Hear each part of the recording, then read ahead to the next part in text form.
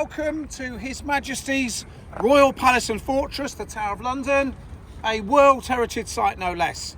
My name's Clive and I'm one of the 33, in fact it's 35 now, just has the new ones, 35 Yeoman warders or Beefeaters that live and work here at the Tower.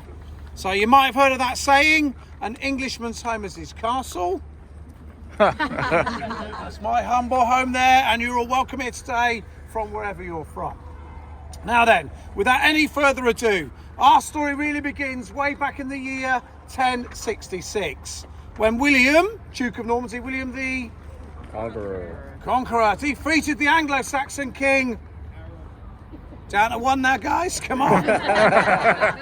King Harold at the Battle of Hastings. Well, William was crowned King William I of England on Christmas Day of that same year, but he had to continue to fight his newly conquered subjects for some 12 years or so, as we didn't take too kindly to Norman domination. And during that time, he spent it looking for somewhere to impress, overawe, but most importantly, dominate the citizens of London.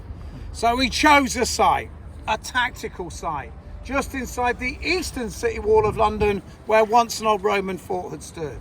And it was from here, in the year 1078, that he would authorise the building of his first royal palace and fortress in England. And today, ladies and gentlemen, we refer to that as the White Tower.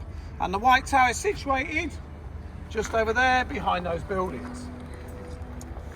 Don't look for too long, he's behind those buildings, okay? But we are going to get a much better view of it once we move inside the fortress.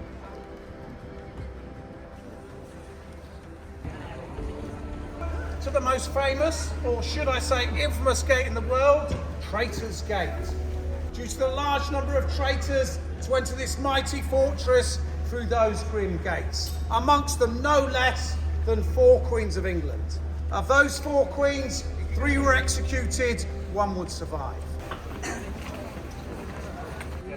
One of our ravens, you seen them?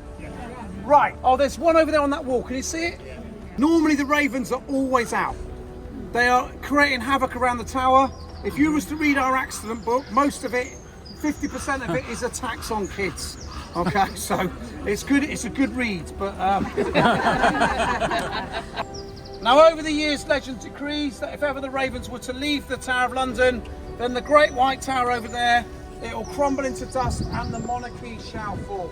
Great White Tower in the middle there, built on the orders of William the Conqueror in 1078. It took 20 years to build that under the direction of Gundulf of Beck.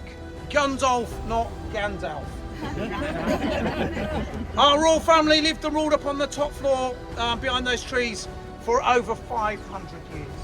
The middle floor was the banqueting hall, council chamber, accommodation for knights and their ladies, and the chapel of St. John the Evangelist. The lowest floor you can see with windows, that was for servants and soldiers.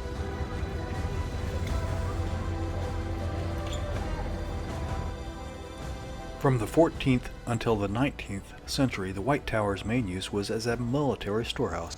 Visitors have been allowed to view displays of weapons and equipment in the White Tower since at least the 1590s. It was important to give visitors a unique spectacle. Like looking at the crown jewels, visiting the horse armory promoted monarchy and a king's right to rule.